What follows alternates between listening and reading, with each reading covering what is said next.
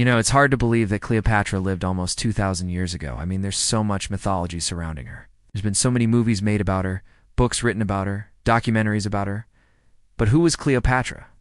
So what we do know about her is that she was born in 69 BC and she died in 30 BC. She was born in Alexandria, which was the capital of Egypt at the time. And she was the last active ruler of the Ptolemaic kingdom of Egypt, which was a Greek Macedonian dynasty that ruled over Egypt for nearly 300 years. And her mother was Cleopatra v. Tryphena, and her father was Ptolemy XII, and they were both, descendants of Alexander the Great. And by the way, when I say Cleopatra, a lot of people think that she was Egyptian, but actually she wasn't. She was Greek. I mean, her mother tongue was probably Greek. She wasn't even the first Cleopatra. There had been other Cleopatras before her. So just because she ruled over Egypt doesn't mean that she was Egyptian. The Egyptians at the time were ruled by this Greek dynasty. Anyway, Cleopatra became queen at the age of 14. That was in 51 BC, and she ruled alongside her brother, Ptolemy XIII. And according to Roman historians, Cleopatra was considered very beautiful, very intelligent, very savvy. I mean, she knew how to play the game of politics. And what was interesting is that when she became queen, she didn't really have any power. I mean, she was just a figurehead. The real power was in the hands of the royal advisors and the military generals.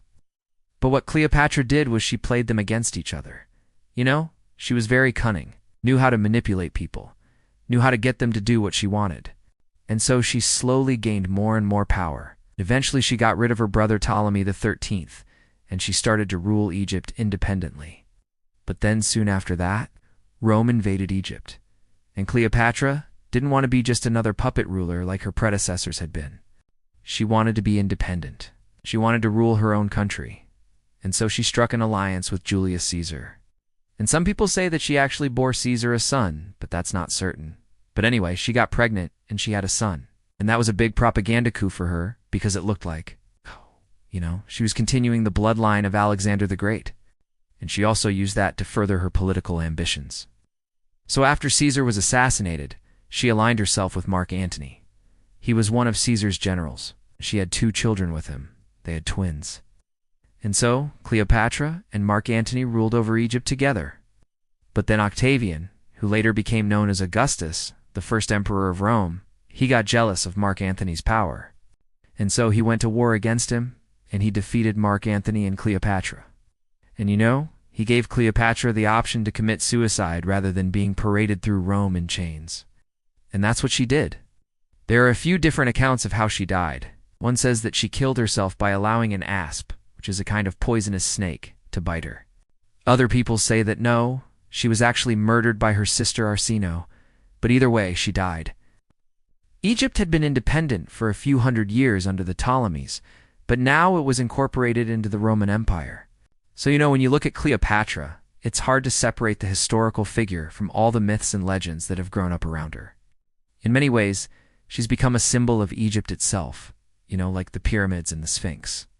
And it's interesting that she's always portrayed as this tragic figure, the beautiful queen who ultimately meets a tragic end. But maybe that's just because she was a woman in a man's world. I mean, she was considered very intelligent, very savvy, but ultimately she was still a woman, and she was punished for that. When you look at her legacy, she's probably one of the most famous women in history. She's been the subject of countless books, plays, films. Just in the 20th century, there must have been like a dozen or more films made about Cleopatra. They usually cast like big stars as Cleopatra. You had Thecla in the 1930s. Then there was a version in the 1960s with Elizabeth Taylor. And just recently there was a TV series, where they had an actress playing Cleopatra and then other actresses playing her sisters. Anyway, I don't know about you, but I've always kind of felt bad for Cleopatra because I think she was kind of misunderstood. She was just trying to do what was best for her country.